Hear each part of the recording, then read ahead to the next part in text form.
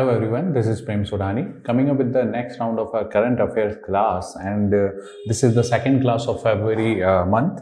So let's start with the topics. What are the topics which we are going to discuss today? The first topic that we'll discuss, that is the anti-religious conversion laws, which recently Haryana has released the draft guidelines or the draft rules regarding that. Then we'll discuss media accreditation guidelines, and then joint comprehensive plan of action on Iran, which is going to be restored. This is in news. Then we'll discuss One Ocean Summit, India-Australia free trade agreement. Along with that free trade agreement, we'll also discuss what is early harvest agreement. Then we'll discuss what is the difference between PTA, FTA, CESA, CEPA, right, and other custom unions. So that we'll discuss, and again we'll discuss geomagnetic storm. What is the concept of this solar storm or geomagnetic storm? And these are the topics which are important for prelims. That is SAMRIDH Initiative, Operation AAHT, Falkland Island, which is in news because of the contentions between Argentina and UK. Then we'll discuss about white-cheeked Macque, or the this new species of mammal which is recently found in Arunachal Pradesh of India. Okay, so let's start with Anti-Religious Act of Haryana. In this act, what we are going to discuss, we'll discuss in this detail, that is what is the news, so why such laws are required in India, then what are the issues associated with such type of the laws, and what is the observation of Supreme Court of India in this matter. And finally, we'll discuss what should be the way forward, especially seeing such issues, such concerns which are arising out of such type of the laws. What should be the way forward? So let's start with the news. What is the news? So the news is Haryana government came up with the idea of this Anti-Religious Act, where what are the provisions? The provisions are to protect children, women, SCs, that is scheduled caste, and scheduled tribal people, especially from the religious convergence. The second thing is, if this religious conversion is voluntary, then it is fine. But this religious conversion is forced in nature, and that force can be both physical force and the moral force. We'll discuss that thing also. If this is a forced conversion, then this is going to be fined, or the person who is converting forcefully is going to be imprisoned. These are the provisions. So the thing is, the most important thing is the burden of proof that this conversion was not forced in nature. This onus of this burden of proof lies on the person who is accused. Okay, so for example, this is a person A who is accused of converting this person B into some religion which A belongs to. So now the burden of this proof that this conversion was not forced in nature lies on this person A. He has to prove that this conversion was not forced in nature. So this is the one section. The other thing is, if the individual is voluntarily converting, means there's a wish that I want to convert into this particular religion, then they have to inform the particular authority which has been prescribed into the rules. Okay. Then last is, if a marriage is happening or the marriage has happened and the religion was concealed, the original religion was not revealed by that person. Means if he belongs to some religion A, but he didn't tell that I am from that religion A, then this marriage is going to be declared null and void. Okay, so these are the provisions of Haryana's rule. Now the question is this the first time when such type of the acts are coming in into the picture? Answer is no. There are certain other examples of the states. For example, UP has its own law, MP has its own law, Karnataka has its own laws. Okay, so these are the provisions. Okay, now we will discuss what are the issues in general which are associated with these laws and acts. First thing which we will discuss, what is the rationale behind such acts? Why this type of the acts are required, and what are the rationale given by these states? Okay, so let's discuss one by one. The first thing is right to proselytize. For example, what is proselytize? Means if you are converting someone into your religion, that is proselytization. Okay, so this right has not been recognized under Article 25. Article 25 says every individual has the right to faith, right to profess and its own religion. Okay, but that is limited to certain extent and it is up to the individual's right. And this doesn't give you the right to propagate your religion forcefully. You cannot convert anyone, and that has been recognized by Supreme Court of India also. And you can see this case, that is Stanislaus versus State of MP of 1977. In this one, Supreme Court observed that religious conversion is not a fundamental right. And this verdict is very much useful for this rationale which has been provided by these states. So you have to remember, this is not the fundamental right to convert somebody, to convert some individual to your choice of religion. This is not a fundamental right. You can propagate, but you cannot convert forcefully, especially. Okay. So this is one thing. The second thing is, there are instances where we have seen these conversions are often forceful. Means there can be physical force, that can be moral force, and that has also been recognized by the High Court's case. And this case is Yulitha Hyde versus State of Kerala. In this case, you can see this force of conversion was divided into two things. The first thing is, this force can be of physical nature, and this force can also be of moral nature. Moral means, for example, if somebody who belongs to Christianity and he says that only Christians have the right to go into the heaven.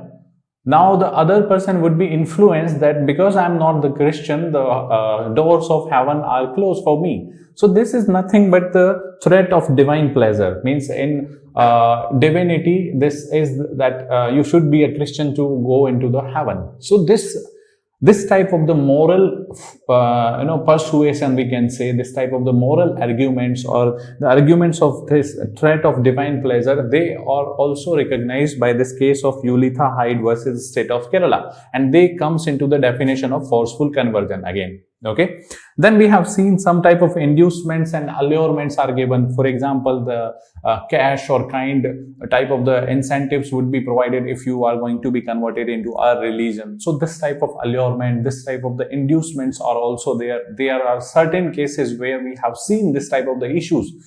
Then there are fraud marriages. Means if somebody is hiding his religion or her religion, and then they are marrying, and after the marriage they are pushing the other person to convert into their religion. So these are the cases where we have seen many a times that this type of the practices have been there in our country.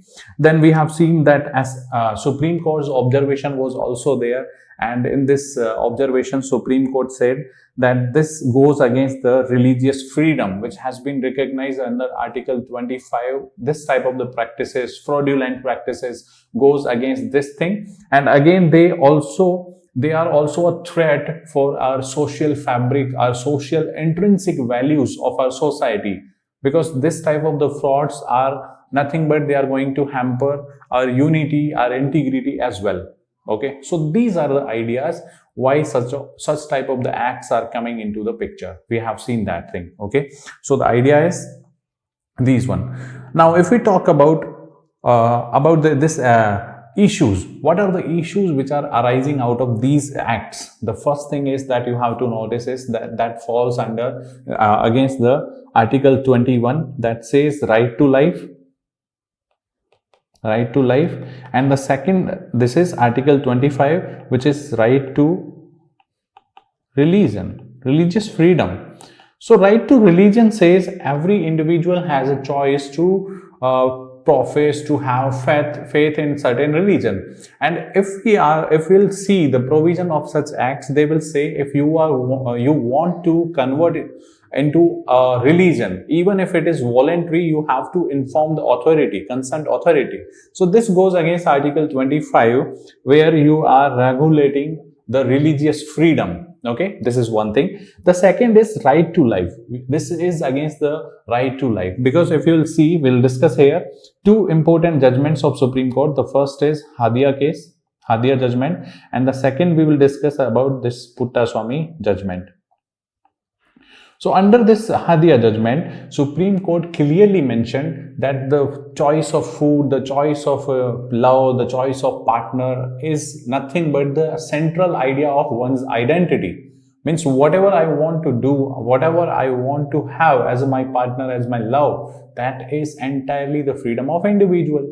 And this is nothing but this falls under the Article 21, that is right to life.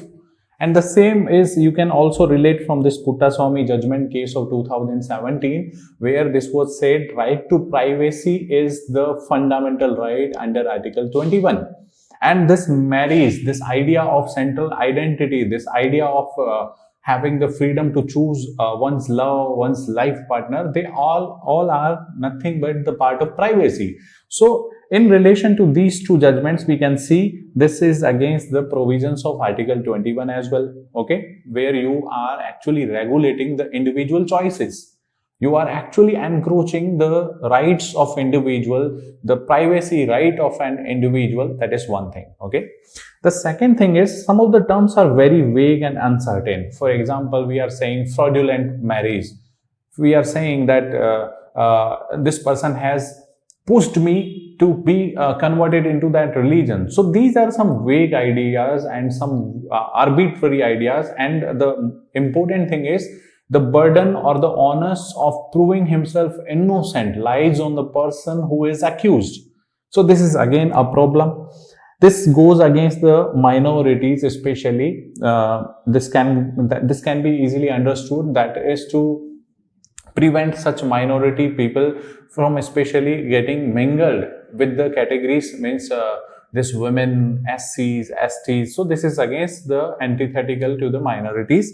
Also, it is antithetical to our social fabric, because our social value says that India is the nation with composite culture, where we have accommodated various cultures throughout the our history. So this goes against the social fabric as well, where we are trying to put some restrictions on this mingling, okay.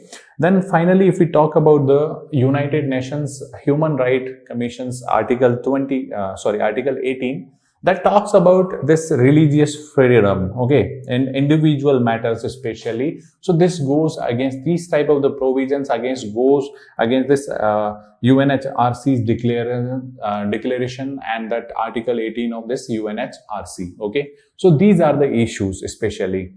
And we have seen certain provisions, especially this burden of proof, right? Individuals voluntary conversion is also regulated. They have to inform to the authorities. The annulment of the marriage provision is also there. So these are certain provisions which are very disturbing in nature, okay.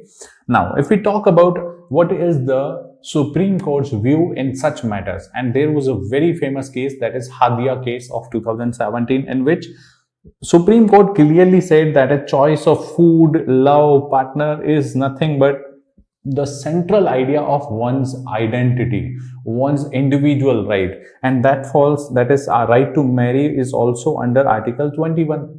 This is the fundamental right of an individual to choose his partner by his choice, right? And here you can also see this second judgment, that is Puttaswamy judgment of 2017, where this was said, this is the autonomy of an individual to take vital decision of his life, and that is the right to privacy also, okay. So that comes under Article 21 once again, and this marriage is the very vital decision for an individual. So by these two judgments, we can easily conclude that this falls under the Article 21, as well as this right to privacy is also recognized under this Article 21.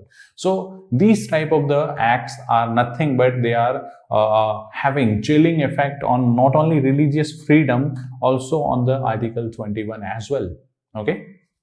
Now if we talk about these acts, we have seen what are the issues, we have seen what are the rationales, we have also seen what are the provisions of this Haryana's Act. Now the question is what we should do, what should be the way forward for this type of the acts. The way forward is this marriage, the concept of marriage is the core zone of one's privacy, one individual's privacy, and we should not infringe the rights of privacy, especially state should not interfere into these matters. Okay, although in case of 1977 we have seen Sten laws, this case of Sten laws versus the state of MP of 1977, this says these religious affairs or this type of the convergent practices can be regulated by the states, but we have to see the judgment of this Hadia case also. This is an older judgment where all the legal basis is formed, especially in these cases. But as far as Hadia judgment is seen, this marriage should not be restricted only on the basis of religious convergence. Okay, and if you want to regulate the issues of this religious convergence, then there should be a balance. You have to strike the balance between this fraud convergence and between the right of an individual to get married, the right of individual to have privacy, the right of individual to have life with dignity. So we have to strike the balance. This is the second way forward. So you have to find the way how to make the balanced provisions between this freedom of religion and this malified convergence. Okay, so this was the whole idea of these religious convergence. You can easily write down your answers with the help of these points. So let me quickly summarize this issue. We have summarized this one in this way. So we have discussed what is the news. We have seen this is the Haryana government's draft rules are there for anti-religious practices. If we see the rationales why such type of the acts are there, so the right to proselytize, that is to convert someone, is not recognized under Article 25. This is one thing. We have seen some type of inducements or allurements have been also provided to individuals who can getting converted into other religion. These conversions are often forceful, that can be physical force and moral force. We have seen that one. Then we have also seen as Supreme Court's observation, especially in this case, that is Sten laws versus state of MP, where Supreme Court also recognized this type of the convergence are taking place into our country, and state has all the right to interfere into such convergent matters. Now, if we see what are the issues, so we have seen the issues of misuse can be there, vague terms are there, proof of burden we have seen is on accused. Then there is the chances of creating fear, especially into the minority communities. This is also there. This goes against the Article 21, that is the right to life. Again, this also goes against the Article 18 of UNHRC. We have seen that thing. So what is the Supreme Court's observation? We have seen the two cases of Hadia judgment and the right to privacy under Puttaswamy judgment. Okay. Then we will have discussed this one, that is what should be the way forward. The balanced approach should be there, that should not encroach individuals' right to right to religion as well as right to privacy, and it should have the balance between these fraudulent convergence and the right to religion. Okay, so these are the way forwards, means minimum interference should be there from the state, especially in this core zone of privacy matters. Okay, so this was all about this issue. I hope this would be clear now. The second thing is, these are the media accreditation guidelines have been released. This is the second issue. Media accreditation guidelines have been released by the central government. Now we are going to discuss what is the issue. So we'll discuss what are these guidelines. First thing is. The second thing is how these guidelines can be helpful. Okay, then third thing we will see what exactly these guidelines are and what is the process which is governing these accreditation criteria. Okay, then we will see what are the issues which are going to be there, especially after these accreditation process. Okay, so let's start one by one. The first thing is there are certain central media accreditation guidelines have been released.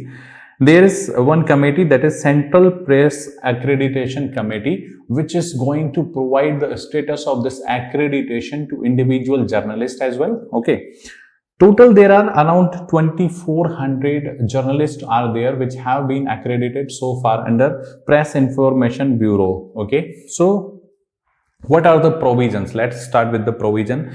This is the committee, that is Central Media Accreditation Committee would be there, and the chairman would be Principal Director General of this PIB only. there would be members, which is 25 members would be there, and the tenure would be of 2 years. These will be nominated by the central government, right? Okay, so remember this one, because this is going to create some conflicts. I'll discuss that thing.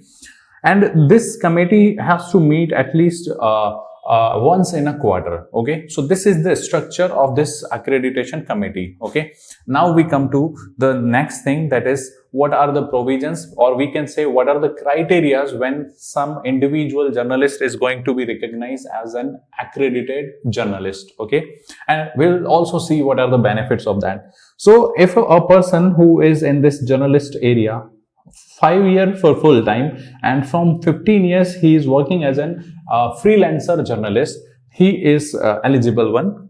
Then if a veteran, that is of 30 years of experience and 65 years of age he is having, that also is eligible. Then if a newspaper is in circulation and they have 10,000 copies, or we can say 100 subscribers they are having, even if they are foreign agencies, they are eligible for getting this accreditation. And if you will see the provision, freelance journalists of foreign origin are not eligible under this accreditation criteria. Okay, so you can remember that thing. Other provision says, for example, these digital news platforms are also covered now under this accreditation criteria. If a website has 1 million to 5 million unique viewership, okay, so they will be provided accreditation for one journalist. One journalist would be provided for that accreditation, and if they have 10 million unique viewership, then 4 journalists of that digital media platform can be accredited. Okay, then they have to share this information with the ministry, and every 6 months they have to share this information with the ministry. This is the mandatory criteria. Okay, so these are the criteria, you can see that thing. Now there are certain provisions we have seen. These are the guidelines. This is the structure of this committee, which will see that whether a person falls into this accredited thing or not. Then we have seen what are the criteria to make somebody individual or some journalist to be fall under the beneficiary criteria. Then there are also some conditions. If you are not following such conditions, your license or your accreditation will be cancelled. Okay, so if you will see here, that is if somebody's practice is threatening the national integrity, security, sovereignty and foreign relations, public order, morality, decency, cognizable offense, incite offenses, contempt of court, defamation, and they cannot use this accreditation on their social media platform, that see, I am the journalist who has been accredited by Press Information of Bureau. Okay, so they cannot use as their authenticity for their works authenticity. They cannot use this type of the accreditation certificate on social media. These are certain conditions, and if you see here, these are the criteria which are going to hamper the work of journalists, because they are very open-ended terms. Open-ended terms means anybody can fall under this criteria of decency. This is the one thing. Anybody can be trapped in the area of this morality, that this practice of your journalism is against the morality. That can also be there. The first thing is, these are the open-ended terms. This is one thing. The second thing is, who will decide that these journalists have breached this type of the criteria? Who is going to define that thing?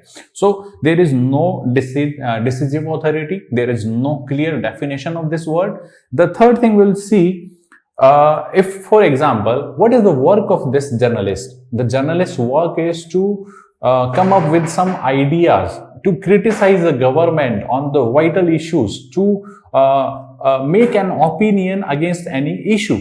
So this is the work of journalists, and now they are going to be accredited by a committee of members appointed by central government.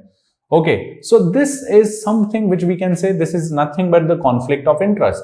At one way, they are going to criticize the government. At the second time, government is one which is going to accredit them. So this is nothing but the conflict of interest. and that is definitely going to hamper the journalism practices, especially as far as good journalism is concerned. The criticism, good criticism, we can say healthy criticism is concerned, or we can say if investigative journalism is something which goes against the government's will many a times. So these practices of journalism are definitely going to suffer, because if you see this criteria of suspension, that is very open-ended. No clear-cut definitions are there. So this is very disturbing in nature. This is the issue. So let me discuss now what are the benefits first, and then we'll see what are the issues with these guidelines. Okay, although we have discussed some of the issues, but let's see what are the benefits of this accreditation. The first benefit is, if you talk about today's journalism, so that is often called as yellow journalism. Yellow journalism. Why this is called as yellow journalism? Because they are running behind the TRPs. Okay, they are just creating some headlines which are not many a times important one, as far as national importance is considered, as far as education of people is concerned, awareness for the people is concerned. So they are running behind those especially news which are not much relevant for a country or the society as a whole. So this is under yellow journalism. Then we'll take about the what is the authenticity of these news. Many a times we have seen that fake news are there, rumors are there. So this type of the practices are there in this journalism area. So in order to curb such practices, we need to have such kind of accreditation criteria, where authenticity would definitely be there if somebody who is recognized as an this accredited journalist. So this first thing is for people as a whole, that would provide the authenticity to the people, that yes, this journalist is very authentic in nature. For these journalists, what would be the benefits for these journalists? If we talk about, the first thing is they can have the access of big events. For example, the conference of PM, the event of Prime Minister, Vice President or President, they can easily cover these type of the events. This is the one aspect. The second thing is their sources. They are not supposed to reveal the identity of their sources under these accreditation benefits. So they need not to reveal the identity of his or her sources especially. And also in case of Ministry of Home Affairs security zone, they are free to not to reveal the identity of their sources. Okay, so this is the another benefit. The third benefit is to their family members is also they are also provided these benefits. For example, some health insurance cover would be there. They would be provided some concessions, especially in railway tickets. Okay, so these are the benefits for the journalist. Okay, along with that, authenticity standard. Yes, they are authentic journalists. Okay, so these are the benefits. Now, if we compare these benefits to the issues or the concerns, so let me discuss now what are the concerns or the challenges. The first challenge is now this accreditation is nothing but the discretion of central government, because if we see this committee, that committee was although chaired by PIB chairman, but there are 25 members which are supposed to be nominated, or they are going to be appointed by the central government. So this is nothing but central government's will, that is to decide whether accreditation is to be given to individual or not. Okay, this is one thing. The second thing we have discussed, that is the conflict of interest. Journalists often criticizes the government, and they now have to get this accreditation from the government committee. So this is going to be the kind of conflict of interest would be created under these conditions.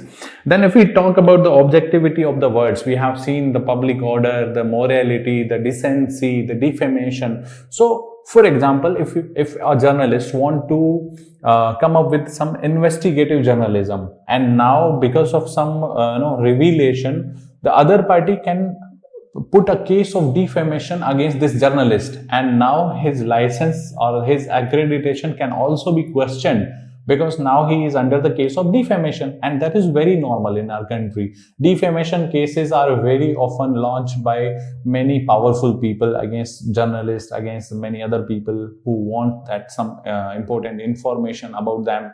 So this is an alarming situation, especially if we talk about the freedom of press. Okay. Next, if we talk about the journalistic freedom, that falls under Article 19. So in Article 19, you might have read that every individual have the choice of his occupation and how they are going to conduct the practices of their occupation. They are free under Article 19. Okay, although there are some restrictions, but here you will see these objective, these criteria are very open and vague. So in this way, we are trying to regulate the practice of these journalists, especially. So we are encroaching the right Article 19, that is right to freedom of speech and expression of these journalists. Okay, so this is one thing. Now we can see this type of the journalism, especially investigative journalism, is going to suffer under these criteria or the guidelines. Okay, so these are the issues which are associated with these guidelines. Now, if we talk about what should be the way forward, the way forward is always that if you want to regulate the practices of this journalism, then you have to create some type of independent authorities. Means if you are appointing 25 members in this committee, instead of doing that thing, what you can do is appoint 10 to 12 members. The other members should come from the media houses. That can be the balanced provision. Okay, so this type of the way forward can be there, or we should provide them some kind of certain type of the freedom. And if you want to regulate their practice, come up with the proper definition and what type of the authority is going to decide that this journalist has breached the criteria. That should be there. Okay, so let's talk about the summary once again. So I have summarized that on a single PPT. We have seen what is this accreditation. We have seen the guidelines are there. There are some reasons of suspensions along with these guidelines are there. Accreditation committee is there, and this security provisions are to be checked by Ministry of Home Affairs. We have seen that thing. What are the benefits? We have seen that authenticity would be there. Identity of the source is not to be revealed every time, even if it is the security zone under Ministry of Home Affairs. We have seen that one. Entry in security zones would not be prohibited to these journalists. Okay. Then coverage of the events, for example, big events are there of PM or president, so they can easily cover this one. We have seen certain benefits of health packages or the concession in railway tickets have also been provided to these journalist. Okay, now if we talk about whatever the issues we have seen, this goes against the Article 19, that is the freedom of individual, or we can say freedom of speech and expression. Then vagueness of these terms is something which is very disturbing in nature, and who will define their conduct has breached these guidelines. This is also not clear. The investigative journalism is going to suffer, and we have also seen this goes against the conflict of interest, especially their work is nothing but to criticize the government, just to come up with the ideas which are against the policies so that they can provide healthy criticism. So these are the issues we have seen so far. Okay, so this was the media accreditation guideline. I hope this would be clear now.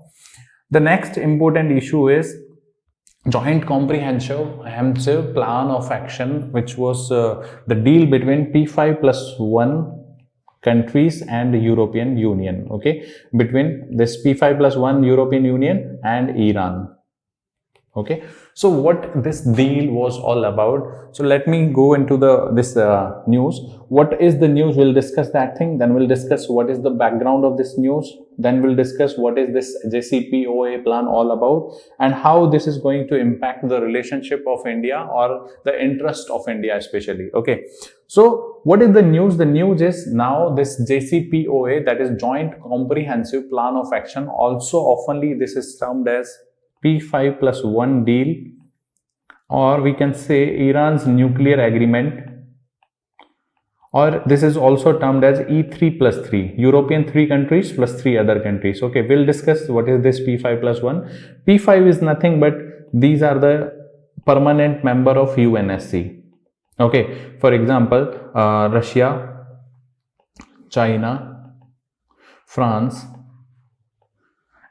UK and USA. These are the 5 permanent members. Then if we add this Germany, so this is P5 countries permanent members, and then this +1, that is Germany, then plus European Union. Okay, so this deal is known as P5+1 and European Union deal. Okay, this is often termed as E3+3. E3, why E3? Because if you see here, this is France, this is UK and this is Germany. They are part of this Euro.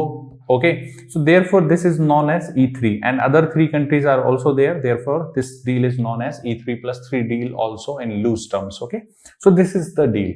Now what is the background of this deal? So let me tell you here what is the background. So before 2013, it was seen that Iran is violating the norms under International Agency for especially we talk about this IAEA provisions, where the monitoring of nuclear site is to take place. Okay, for civil nuclear program you have to have some type of the agreements under this IAEA. Okay, so what it was seen that Iran was not following those criteria, so it was decided to put maximum pressure on Iran so that Iran can come to the table of negotiation. Okay, so this was the practice of maximum pressure from US and the West allies. Okay, this P5+1 you can say.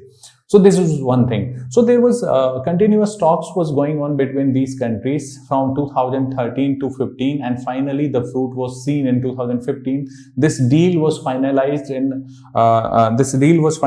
and this deal is known as JCPOA, that is Joint Comprehensive Plan of Action, or Iran nuclear deal. Okay, so we have seen this background. These 2013 to 15 the talks was going on.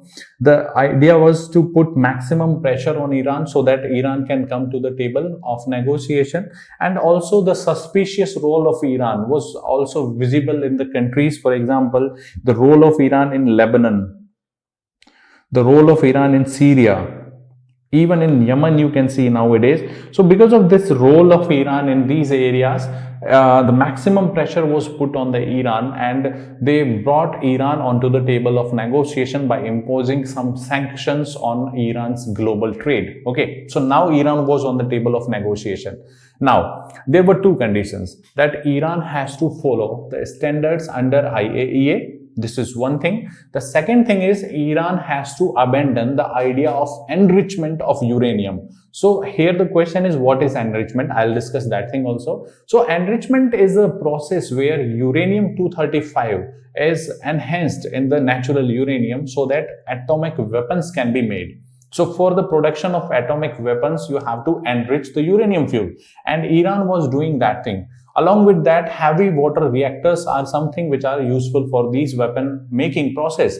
So Iran was also making heavy water production at a very large level. Okay, so these practices are to be curbed under this new deal. This is one idea.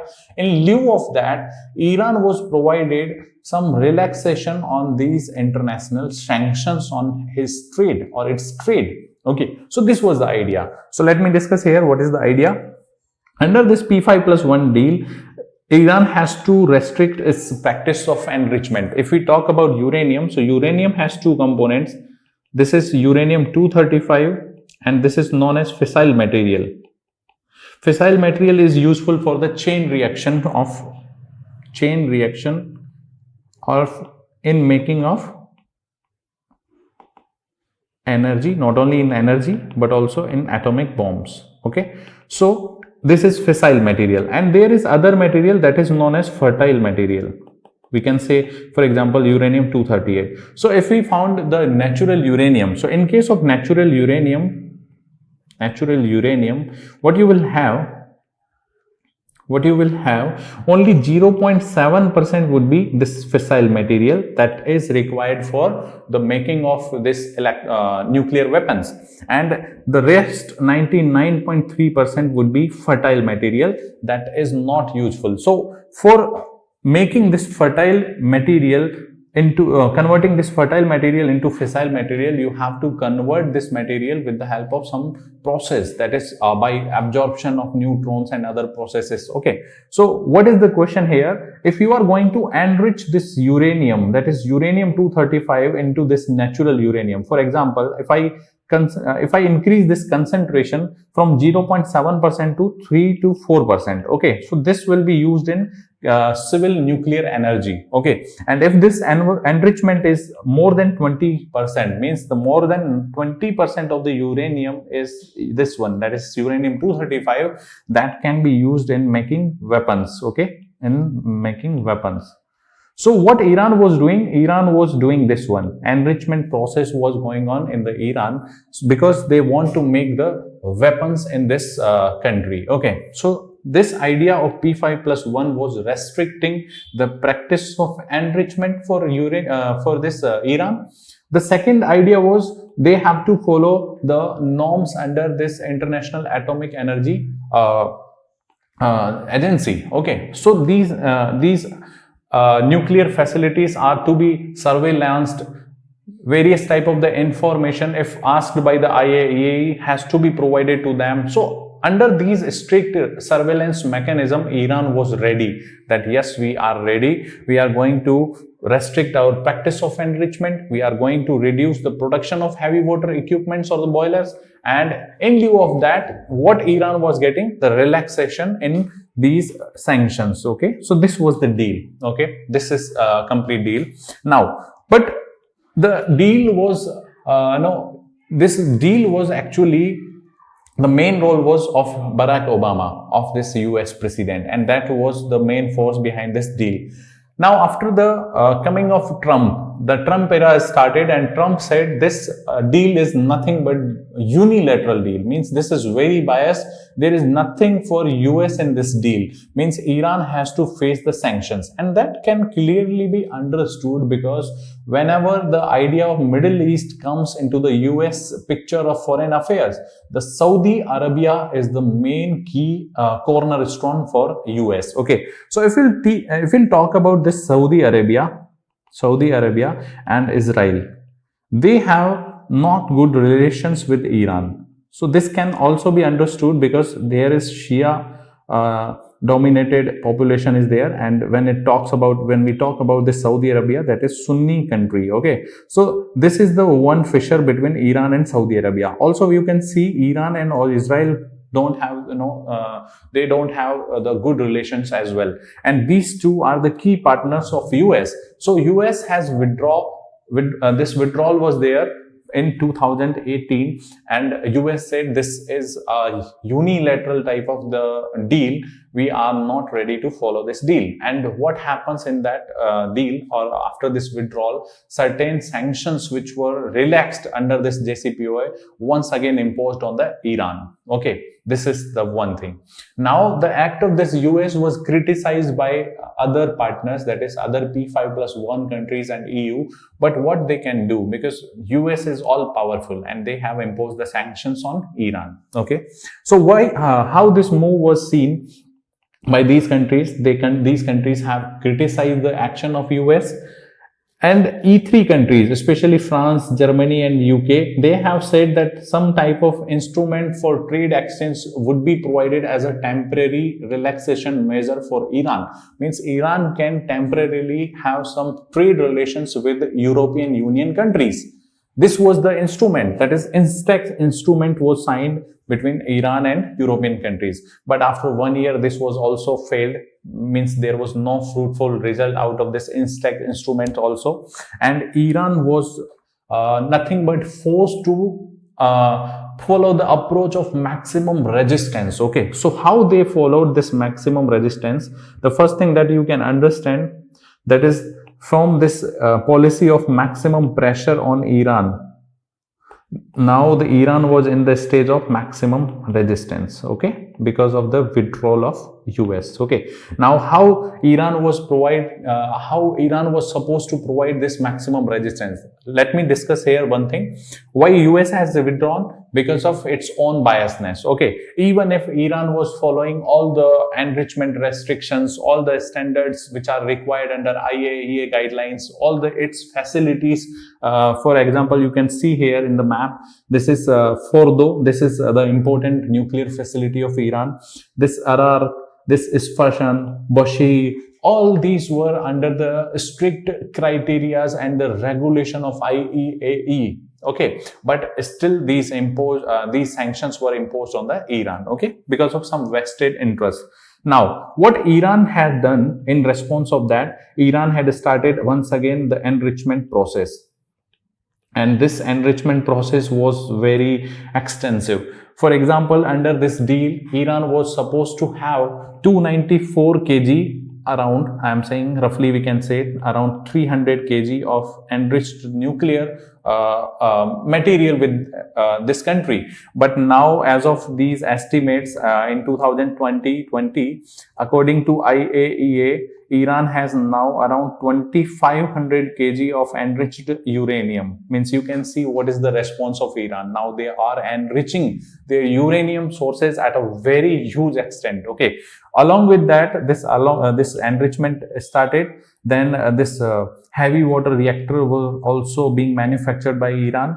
Iran was also facing the trade restrictions, but anyhow they managed to have some relations with China and other countries, and they got some type of the trade relations. But here you can understand, because of these restrictions, the relations between India and Iran was at very low. Because of these restrictions, India has to abort its energy security arrangements from the Iran, its fuel imports. Okay, so because of that also Iran became some kind of adverse as far as India's relations are concerned with this Iran. So now, because of this deal is going to be restored once again. This is said by the Biden. We are going to follow the JCPOA once again, and these restrictions on Iran's global trade are somewhat going to be relaxed. Okay, so this is going to be very beneficial for India. As far as India-Iran relationship is concerned, that is going to be very beneficial one.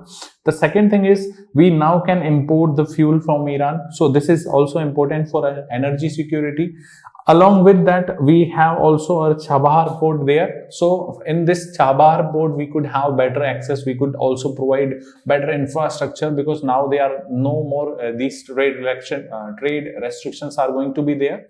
Also, if we talk about this INSTC corridor, that is International North-South this transport corridor. So in this, India wants to connect itself from this Central Asia especially, and then Europe.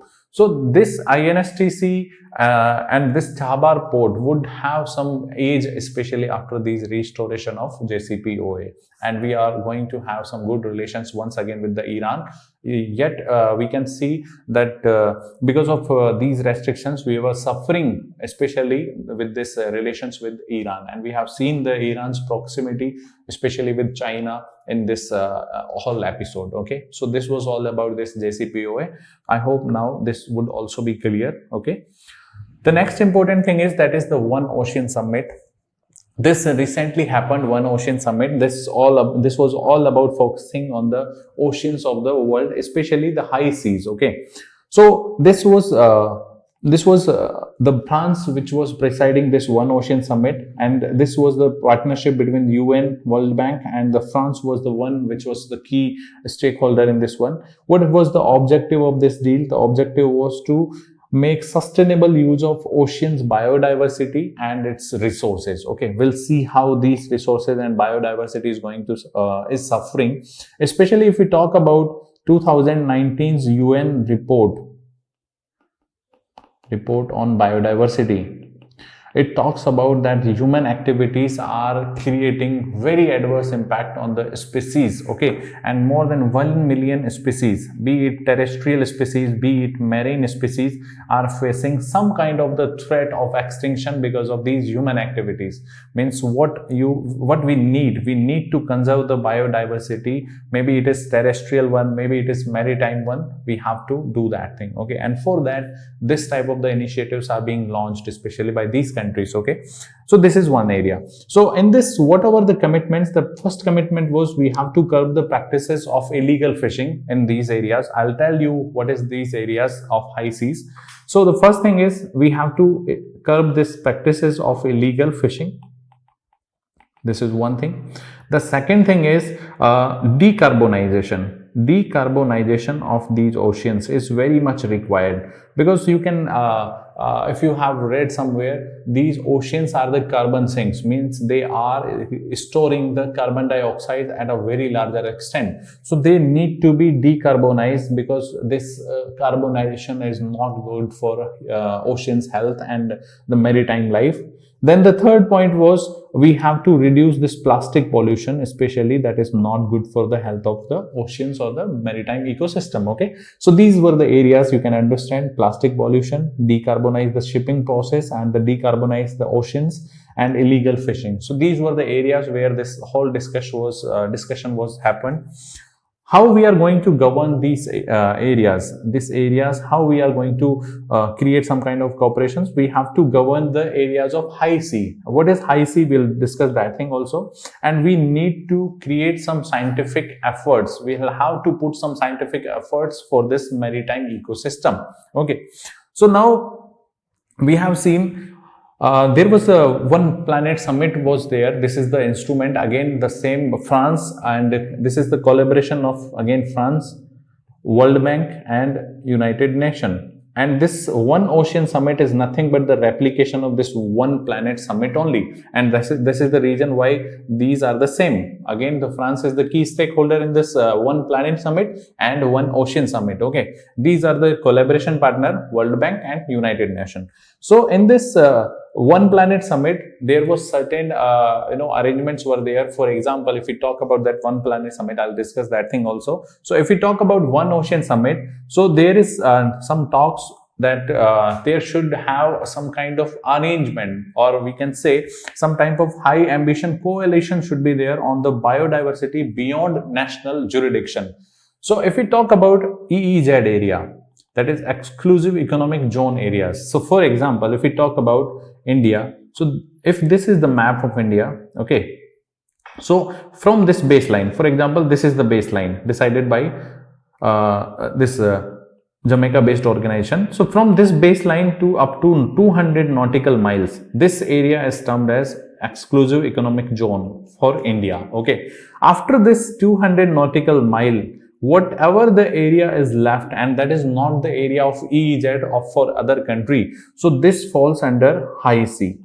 This is known as high sea areas. Means beyond these EEZ areas, whatever the water body is left is known as high sea, okay. And remember, these high seas are 95% of all the water bodies. They constitute around 95% of the this water bodies, or we can say roughly 2/3, we can say not 95%, 2/3 of the areas, okay. And most of this area is unregulated and unprotected or non-protected, okay. So this is again a problem. This is unregulated area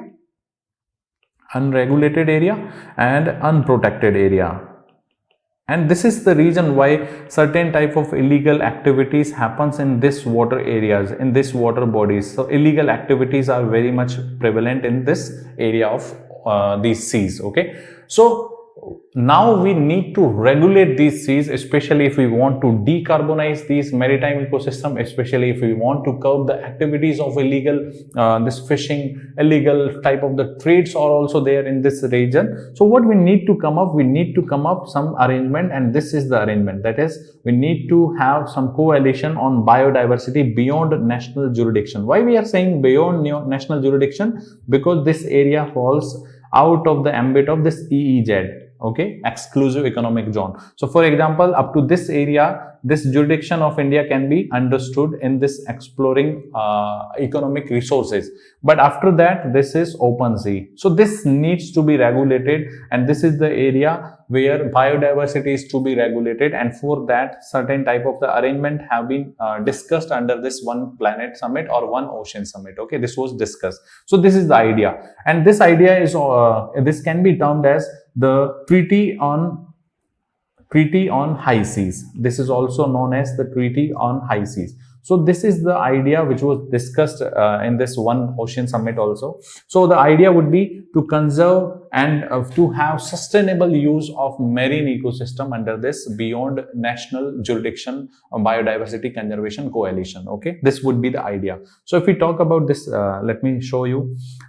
If we see this area, the economic exclusive zone constitutes till 200 nautical mile, and after that the area is known as the high sea areas. Okay, so remember, this area is largely non-governed.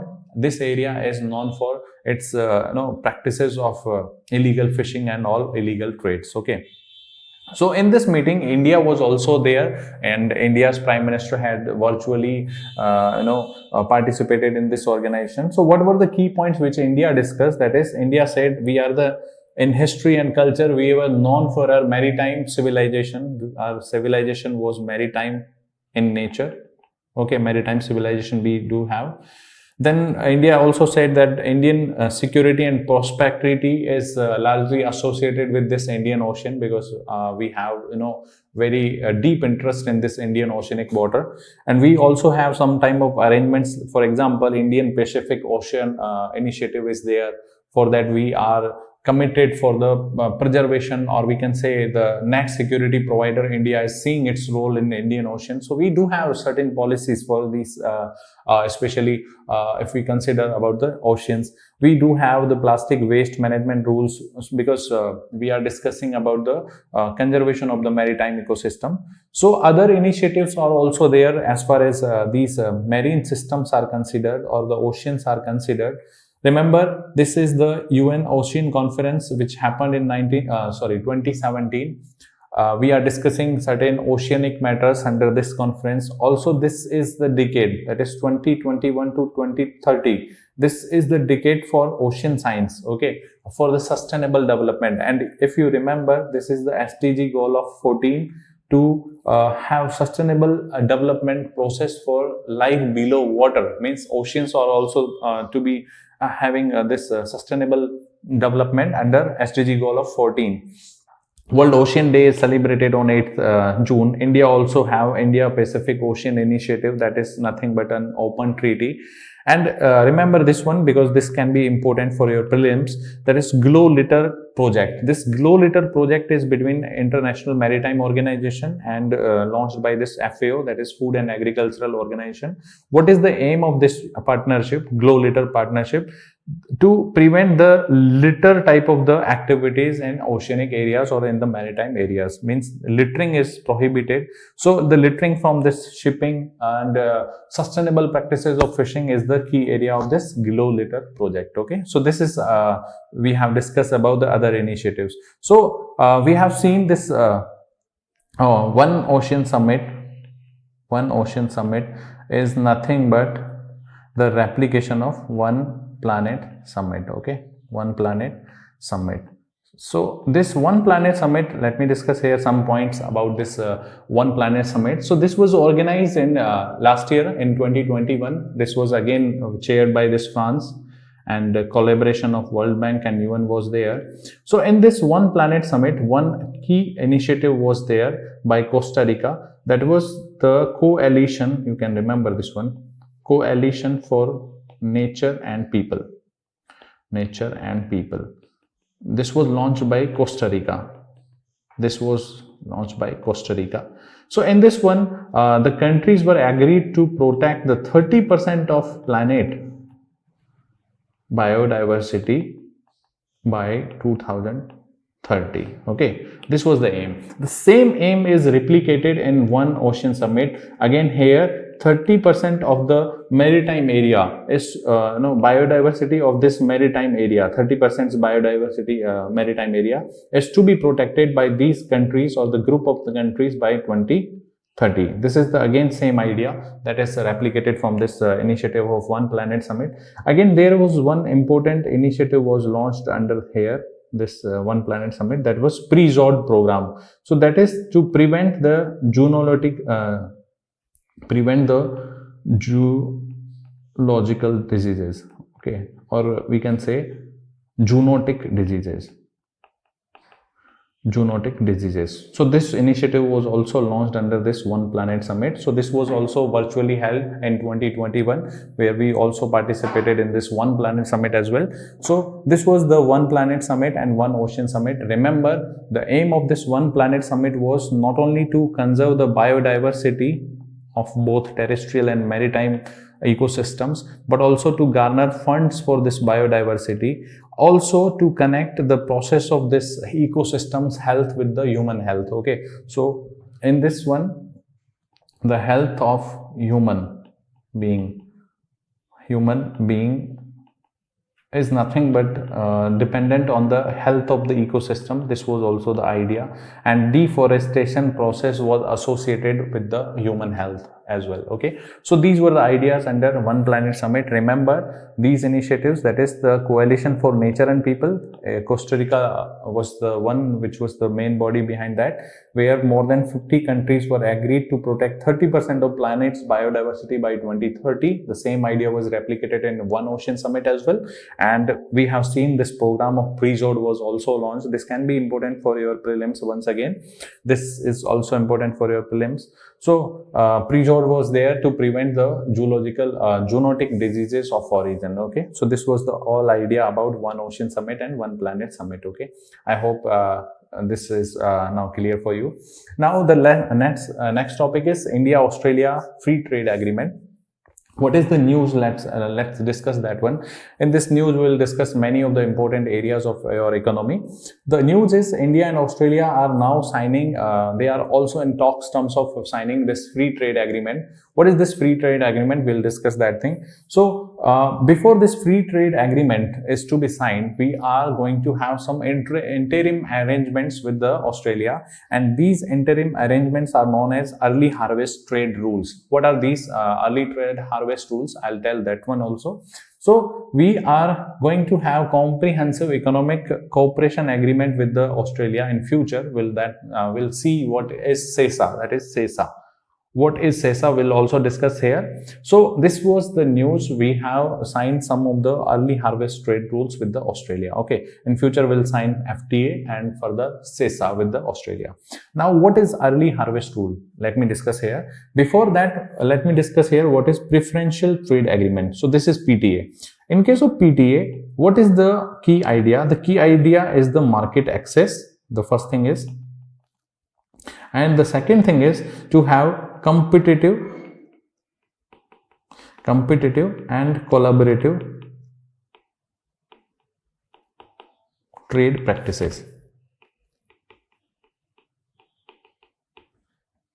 Okay, competitive and collaborative trade practices. So in this, if two countries, let's say this is A country, this is B country, if they are signing PTA or FTA, free trade agreement, they will have now market access of each other. This is one thing. They have collaboration between this trade practices. How they are going to collaborate? By reducing some tariff barriers, okay, or non-tariff barriers. Non-tariff barriers and tariff barriers would be reduced on certain items. Okay, this is the idea. And they are going to have some competitive arrangement. For example, these A and B countries have FTA or PTA between these two. Okay, now the country 3, that is the C country, is to have to be having some higher taxes on if they are going to export to country B or A. So competitively, you can see the advantage would be there for A country if they are going to have the trade with B compared to the C. So C would have some type of the competitive disadvantage as far as A and B are concerned. Okay, so this is the main idea of FTA and PTA. Okay, so let me discuss here what is FTA, what is PTA, and what is this arrangement. Let me discuss here. If we talk about PTA, so the idea in case of PTA is this type of the trade barriers are to be reduced. For example, if we say this PTA is to be signed between India and Australia. For example, there are 100 items of goods. Okay, so there would be a positive list of items would be there. For example, in this positive list, 30 items were selected. So on these 30 items, this positive list say the tariffs are to be reduced, or we can say this non-tariff barrier and tariff barrier are to be reduced on these 30 products. Okay, so this is the idea of preferential trade agreement.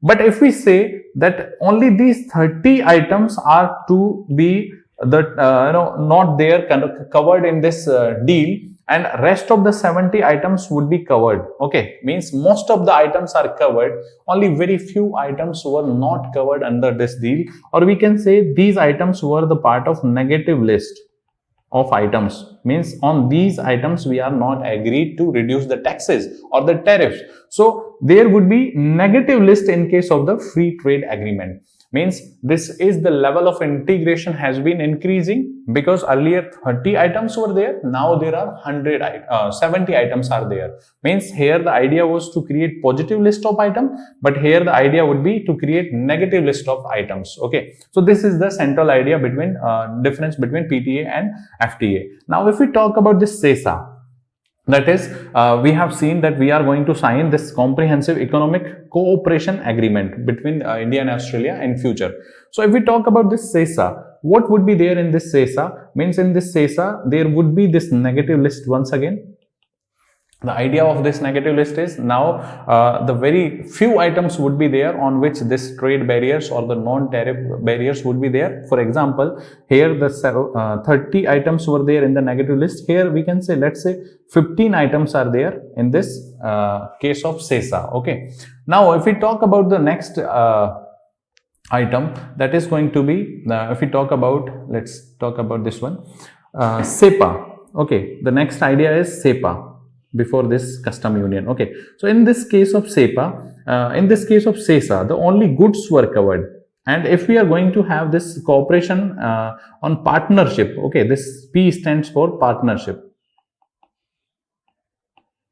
So in this case of CEPA, the investment and services will also be there. Means the level of integration would be higher, because in case of CESA we were covering only goods, but in case of CEPA we are covering both investment, service along with the goods. Means if you want to invest in India under FDI norms, so these FDI norms would be released for country Australia, like Australia. If we are going to sign CEPA with Australia, I also will going to cover the services with the Australia under CEPA. Okay, now if we talk about this custom union, this custom union says you have to do zero duty. You have to provide zero duty on the goods from country A into country B. Okay, there would be zero duty between these two countries.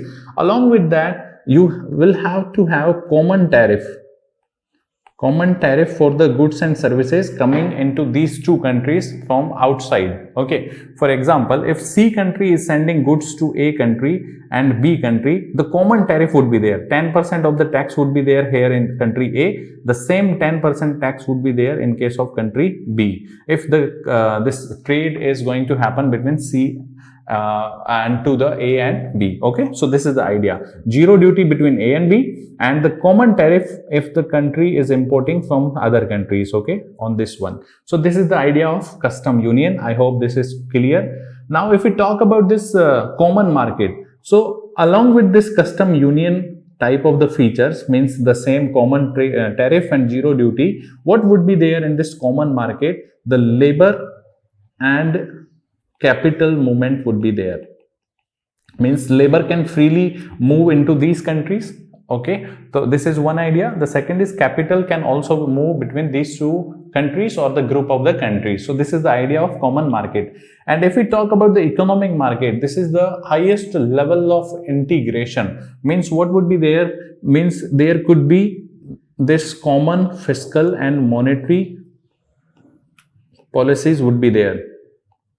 Okay, so this would be economic market. If we talk about the European Union, so this is nothing but we can say the kind of economic market where the common currency is there, the common fiscal and these monetary policies are also there.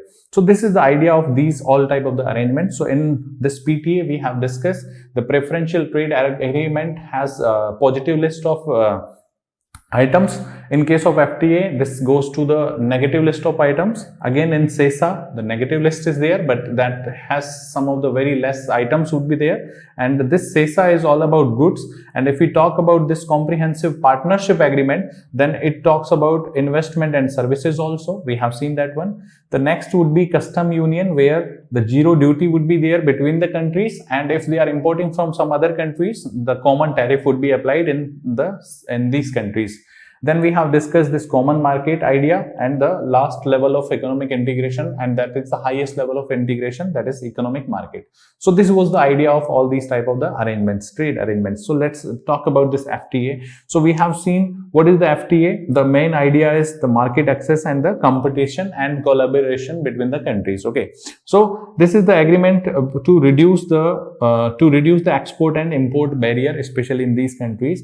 So we have CESA with Malaysia, Singapore, Asian countries. So you can see this covers the comprehensive negative list. We don't have CESA between these countries. These countries have, for example, ASEAN is the example of CESA. Okay, and if we talk about the FTA, we are discussing FTA with Australia. So this is the idea of these FTA, CESA, CEPA, and all these. Now, what is the new arrangement or the new agreement which we are signing with the Australia? So this is known as early harvest deal. For example, we have 50 number of items. Okay, number of items. And India is not comfortable in providing access to 10 items, and Australia is not comfortable for providing access to these 10 items, but they are agreed to have these 30 items on which the tariff barriers can be reduced. Okay, so for these 30 items, but in case of FTA, all the 50 items are to be covered. But in case of this early harvest, what we can do, those goods or the services on which we are agreed, they can be signed in earliest manner. Means if we are not going to sign whole FTA process or whole FTA deal, what we can do, the things on which we are agreed upon can be signed. Okay, so on these 30 items, if we are agreed, so we can say this one, that is the early harvest rules, and they will cover these 30 items. And these 20 means this 10 and these 10s can be discussed in the later stage if we are going to sign the FTA. So the idea of this early harvest deal is the items which we are agreed upon are to be covered under this early harvest regime. For example, if we talk about this early harvest deal, so India doesn't want to have this reduction in import tariffs, especially on this matters of dairy, wheat and beef industry, because India consider these industries are in nascent stage still. They cannot face the competition that is of global in nature. So they are on the wait, means we are not agreed to open these sectors for Australia. The same way Australia have certain things for India as well. Okay, so here we are agreed on mining, pharmaceutical, health, education, renewable energy, tourism. So on these sectors we can have the new agreement, and that would be known as early harvest deal. Means we can go with this arrangement, okay, on these issues especially. So India is very powerful in software and students, sending in students. And in case of Australia, they are very powerful in case of wine and agricultural things. But if they are not ready, these things are not discussed or not agreed upon these countries, then we can go with this arrangement, that is the early harvest agreement. So if we talk about the history of FTA, that is not successful for India as far as trade deficit is concerned. we'll discuss that thing also. So this could be a good arrangement as far as these early harvest agreement and FTAs are concerned. Okay, so let me tell you here what is the significance of this type of the early harvest rules.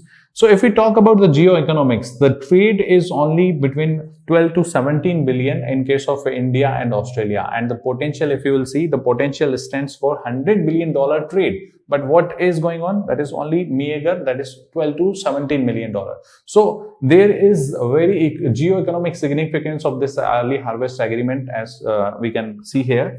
The second thing is we are importing coal, gold, LNG, uranium from the Australia, as well as we are exporting diesel, petrol, gems and jewelries to the Australia. So these are the areas of cooperation.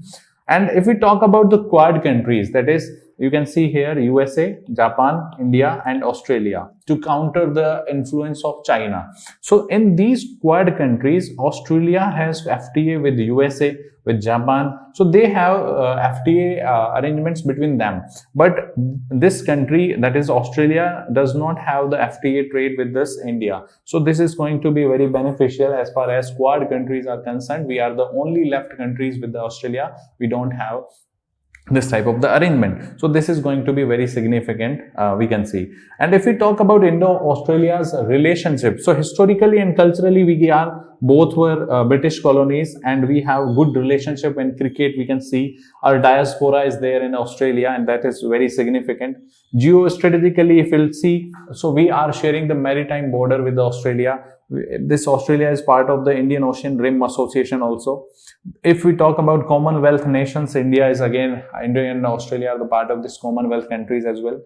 If we talk about the security, so India sees itself as a net security provider in the area of Indo-Pacific region especially. So India has this 2+2 dialogue with Australia. Index exercise is there between Australia and Index, and also this Malabar exercise is there where these Quad countries are there. In case of geopolitical significance, to contain the rise of China, especially the aggressive rise of China, we can say, and this is also the part of Quad initiative, that India, Australia are part of the Quad initiative to prevent this aggressive rise of China. Okay, so this has all the importance, that is historical importance, geostrategic importance, securitical importance and geopolitical importance. Okay, so what would be the way forward as far as FTAs are concerned? If we see the success of FTAs, this is very limited for India's case, means we have very limited success.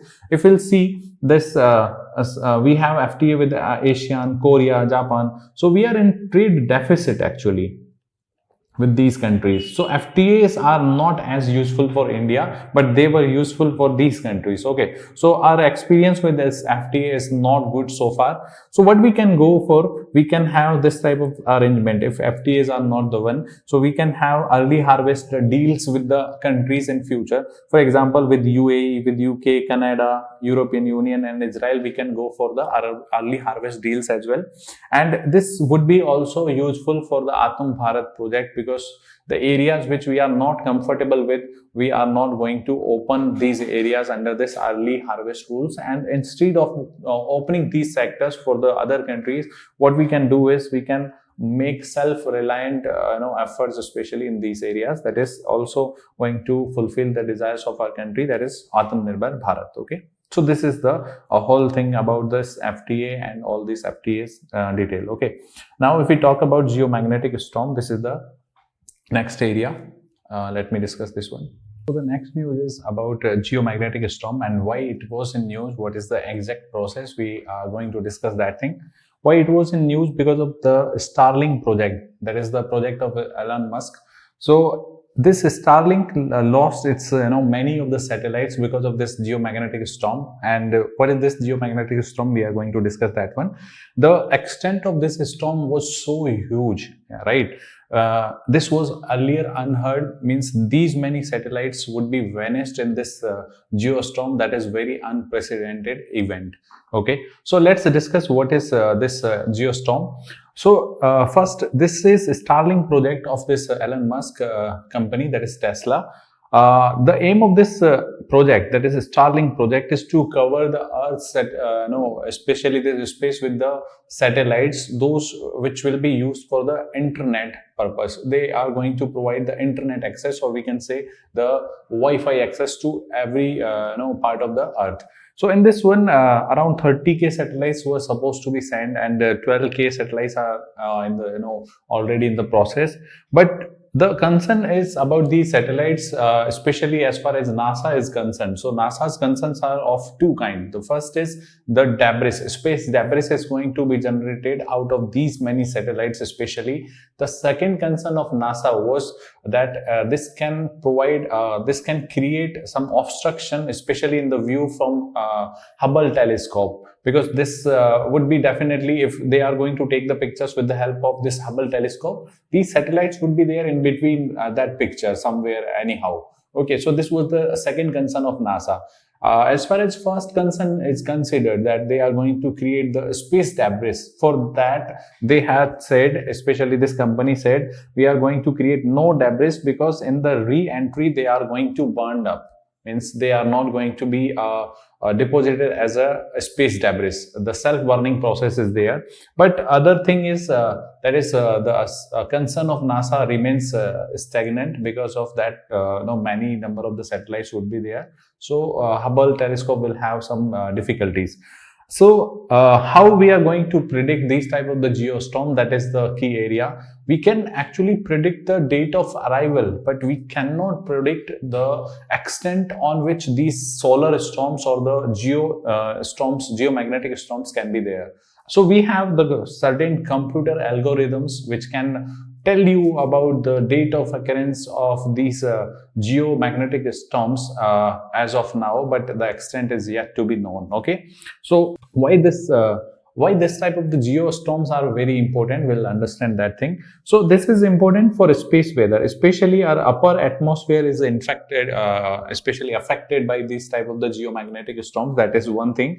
The second thing is our assets are there in the space, and they are going to have some drag effect on these satellites, especially those which are in LEO, that is lower Earth orbit. They are going to suffer with this drag, and these can be like Starlink project is there, our own IRNSS project is there. So they are going to be adversely impacted with these geomagnetic storms, and their operation can also be impacted with these things. And we do have certain important GPS are there, Uber services are going to be operated with the help of the GPS services. So all these are having to have this impact of geomagnetic storm. Also the health of astronauts is going to be impacted with these type of the storms. So if we talk about the upper atmosphere of the Earth, so that is very rarely dense, right? So density is less when you go up into the upper atmosphere. Okay, so because of this solar storm or the geomagnetic storm, most many of the charged particles or the magnetic radiated particles are injected into the Earth's upper atmosphere.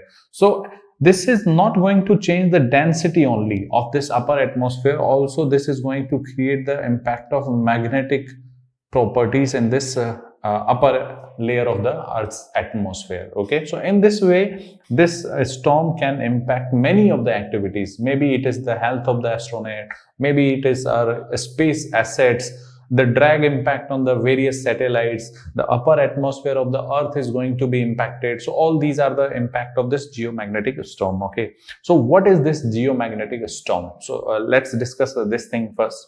If you have heard about this nuclear fusion, where many of the small particles are fused together, and heat energy or the energy is there because of this fusion process. Okay, so in the sun, the continuous fusion, nuclear fusion is going on, and where hydrogen plus hydrogen atoms are getting converted into the helium, and that is the heat source of this solar energy. Okay, how this solar energy is being created with the help of this nuclear fusion process continuously. So in this fusion process, there are n number of the electrons are getting released, ions are getting released, neutrons. Okay, and a lot of energy is also there. And if we talk about this electrons and ions, because of these electrons and ions, according to the Lenz's law, if there is some movement of electrons is there would be definitely a current, and because of that currents and ions, there would be a magnetic field produced because of these currents and ions. So here also we'll see some strong magnetic field would be there, and especially the cycle would be followed. You can see this sunspot cycle would be there. So in every 11 year or 22 years, this cycle would be there. For example, in this cycle, this would be the pattern. In one cycle, that solar magnetic field would be very high, and at the same time, and in the other cycle, this would be weaker side, at the weaker side. Okay, and in this way, we can also say in this cycle of 11 years, for example, this is the cycle of 11 years.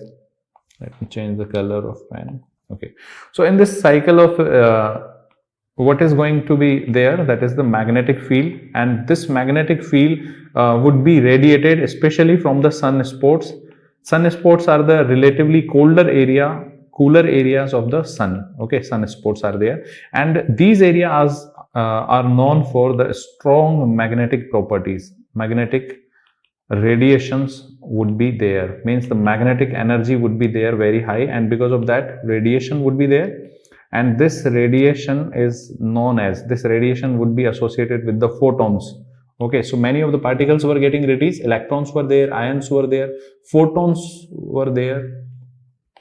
Okay, so these photons are released from these sunspots, or we can say relatively cooler spots from the sun, but they would have a strong magnetic radiation in these places especially, and this release of photon is known as solar flare. Okay, so this is intense radiation from the release of magnetic energy, and this magnetic energy comes from the relatively cooler places of the sun, that is sunspots. Okay, so this is the one aspect, that is the solar flare.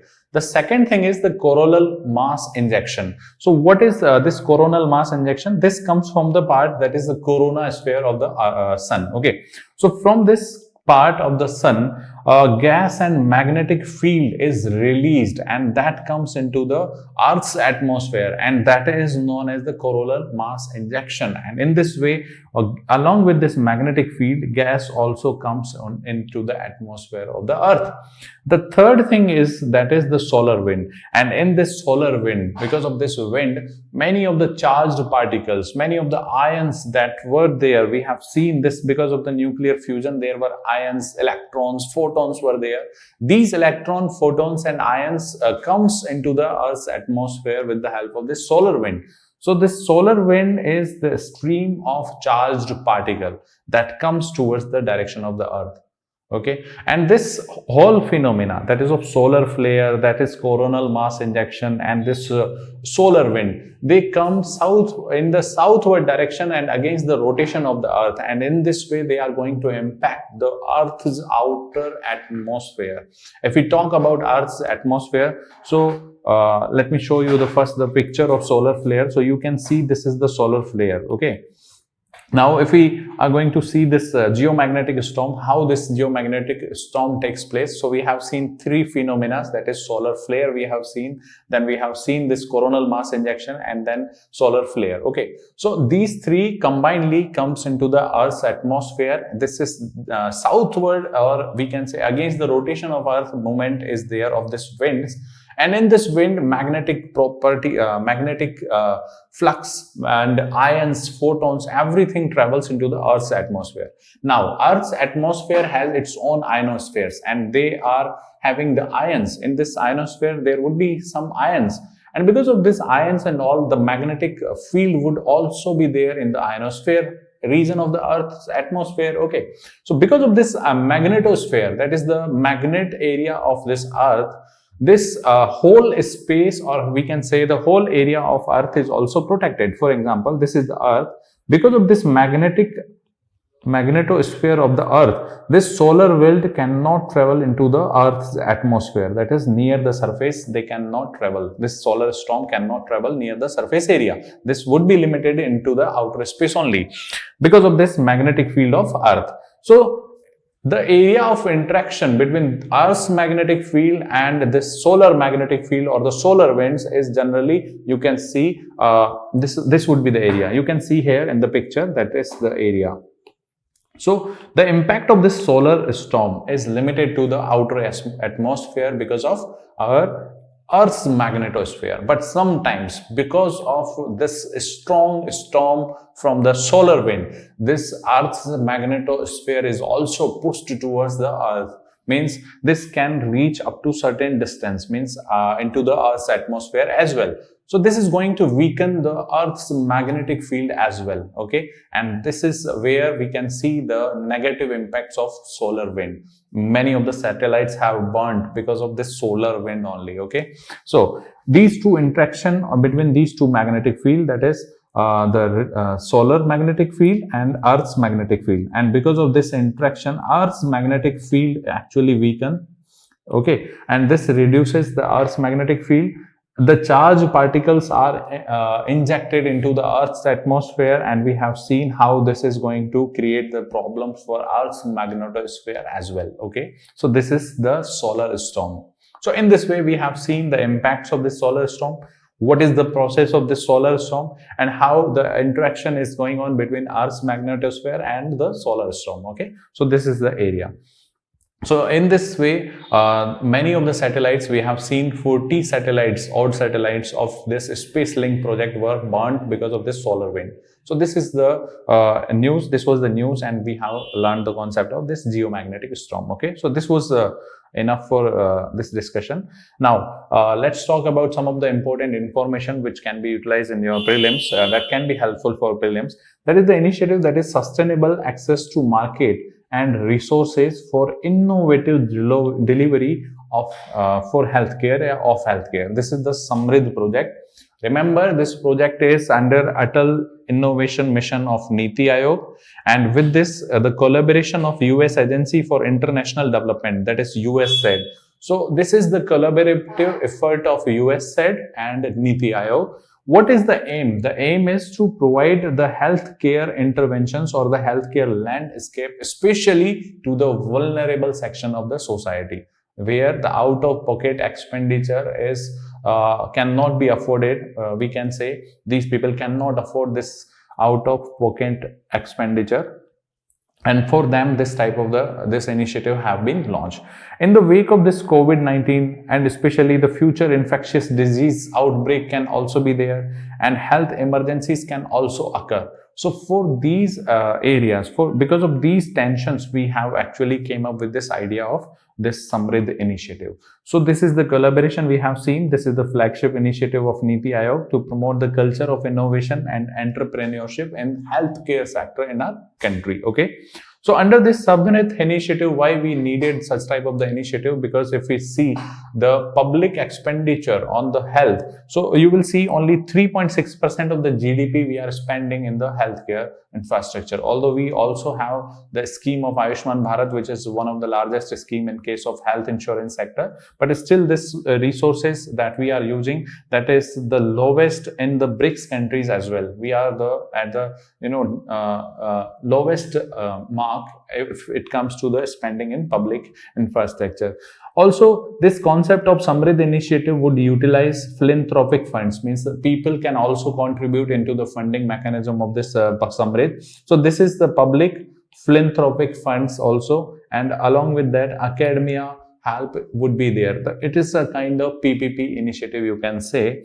So it is going to fulfill the gaps in the infrastructure, and especially the vulnerable section of the population would be provided with certain health infrastructure, or some their out-of-pocket expenditure is going to be reduced with the help of this SAMRIDH initiative. So for your prelims, remember this SAMRIDH initiative is the joint collaboration between Niti Aayog and USAID.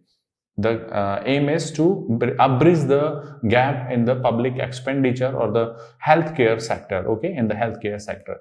Remember, this SAMRIDH initiative is also there in case of textile ministry, that is related to the innovative startups in the textile ministry, okay. So be careful while selecting the options in SAMRIDH initiative, okay. So this was useful for your prelims. The next information that you can also see here, that is the Operation AAHT. So this is the initiative launched by the Railway Police Force or the Protection Force, that is RPF. So in this initiative, Operation AAHT, the aim is to provide the, especially curb the illegal deporting of women and children. Right. So to curb this activities or illegal deporting or the to find out the missing children and women, this initiative has been launched by the RPF. So what they are going to do under this initiative, they are going to deploy their special teams, especially in the railways, which are of long distance in nature, right? And there would be the collaboration between this special teams of RPF and between various states from where the trains are passing. So it would provide a kind of platform where these illegally deported women and children can easily be tracked. Okay, for this missing children and missing women, this is going to be a very helpful initiative. So remember, this is Operation AAHT. Okay. This the next news is this Falkland or Malvinas Island. It was also in news. So let me tell you why it was in news, because this is the disputed territory. Although it is governed by the UK as of now, and this is a kind of autonomous region, but it is also claimed by the Argentina. So this is the location you can see here. This is very much near to the Latin America. This is the island group. So this Falkland Island is divided into two parts, that is West Falkland and East Falkland. So although this is governed by the UK, but it is of autonomous nature, and it is also claimed by the Argentina. And there was some referendum happened to be there in this region, and in this referendum they chose to be with the UK only, but still Argentina says this is their island. And recently China also supported the claim of this Argentina, and this is why this island is in news. So just you have to remember what is the location, and remember the other name of this island is Malvinas Island. This is the disputed territory between Argentina and UK, but still it is governed by the UK government. So this is the mapping required for the prelims. The next important thing is for prelims, that is white-cheeked Macque, that has been recently found in the India, that is in Arunachal Pradesh. Arunachal Pradesh. Remember, this is the new mammal species which has been discovered in India. So this white Macque species is also found in China. And if we talk about the Wildlife Protection Act of 1972 and protection offered to this species, so remember, this has been discovered as of now only. So how we are going to provide the protection under Wildlife Protection Act of 1972 to the species which was not existing in nature. So recently we found this species. Now we are going to offer some kind of protection to this species. Remember, the area where this is found, that is the Arunachal Pradesh. Okay, so this was the news of related to your prelims. So this was about the all lecture. I hope this lecture would have helped you in some of the basic concepts, and some of the important topics would have been there for you. Thank you very much for being patient and for watching this lecture continuously. Thank you once again.